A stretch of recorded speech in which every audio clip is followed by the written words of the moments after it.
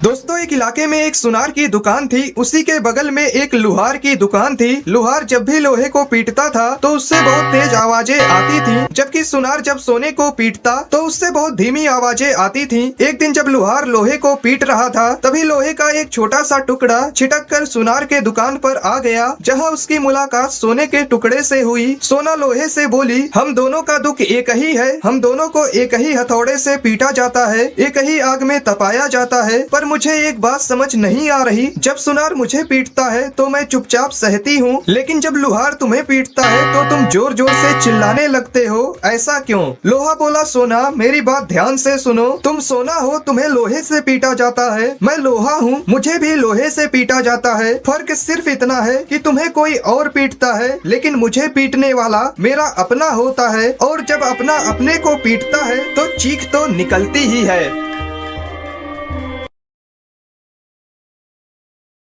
एक बार एक अमीर आदमी महंगे जूते पहनकर मंदिर गया। जब वह मंदिर के सामने था तो उसने सोचा कि अगर मैं जूते मंदिर के बाहर छोड़ दूं तो वे चोरी हो सकते हैं। उसे मंदिर के बाहर एक भिखारी बैठा दिखाई दिया। वह उससे बोला, जब तक मैं मंदिर से वापस नहीं आ जाता क्या तुम मेरे जूतों की देखभाल करोगे? भिखारी हाँ में सिर हिलाया। आदमी अंदर गया, बोला, हुजूर यह कैसी दुनिया रची है तूने? किसी को इतना पैसा दिया कि वह महंगी से महंगी चीज खरीद सकता है, तो किसी को 2 वक्त की रोटी के लिए भी सोचनी पड़ती है, तू सबको एक बराबर धन क्यों नहीं देता? यह सब सोचते सोचते अमीर आदमी ने निश्चय किया कि वह भिखारी को 1000 रुपए देगा। जब अमीर आदमी बाहर आया तो उसने देखा कि वह ना तो भिखारी था ना ही उसके जूते। वह ठगा हुआ महसूस कर रहा था। वह नंगे पैर अपने घर की ओर चलने लगा। रास्ते में उसने देखा कि एक आदमी फुटपाथ पर जूते चप्पल बेच रहा है। वहाँ अमीर आदमी ने देखा कि उसके जूते वहाँ बेचने के लिए रखे हैं। वह दुकानदार से उन जूतों के बारे में पूछा। दुकानदार बोला, एक भिखारी इन जूतों को लेकर मेरे पास आया और मुझे 100 रुपए में बेच दिया। यह सुनकर अमीर आदमी मुस्कुराने लगा। तभी उसे एक आवाज सुनाई दी, बेटा जब सबके कर्म एक बराबर नहीं हो सकते तो मैं सबको धन एक बराबर कैसे दे सकता? दोस्तों, एक कसाई के घर चूहा, कबूतर, मुर्गा और बकरा रहते थे। एक दिन कसाई चूहा पकड़ने के लिए एक चूहादानी ले आया। जब चूहे को यह बात पता चली तो वह भागा भागा कबूतर के पास गया और बोला, बहन मेरी मदद करो, कसाई चूहादानी लाया है, उस चूहेदानी को कहीं दूर फेंक आओ। कबूतर बोली, चूहेदानी से मुझे क्या खतरा, मैं क्यों फेंकूं? अब चूहा मुर्गे के पास गया। मुर्गा हंसकर बोला, ये तो मेरी समस्या नहीं है, तुझे खतरा है, तू जाकर फेंक। बेचारा चूहा दौड़ते हुए बकरे के पास गया। बकरा बोला, चूहेदानी में मैं थोड़ी फंसने वाला, मैं ऐसा बिल्कुल नहीं करूंगा। निराश होकर चूहा अपने बिल में चला गया। रात को अचानक खट की आवाज आई। कसाई की बीवी को लगा कि चूहा चूहेदानी में फंस गया है। वह चूहेदानी के पास जा रही थी, अचानक उसे सांप ने काट लिया। कसाई अपनी बीवी को वैद्य के पास ले गया। वैद्य बोला, इसे कबूतर का सूप पिलाओगे तो ठीक हो जाएगी। कसाई ने कबूतर का सूप बनाकर अपनी बीवी को पिला दिया। उसकी बीवी ठीक हो गई। कसाई ने अपनी बीवी के ठीक होने की खुशी में मुर्गे को काटा और खा गए। जब पड़ोसी को पता चला कि उनकी पत्नी ठीक हो गई है तो सब पार्टी मांगने घर आए और कसाई ने पार्टी में बकरा बनवा दिया। दोस्तों, यह वही कबूतर, मुर्गा और बकरा थे जो चूहे के मुसीबत के समय में उसका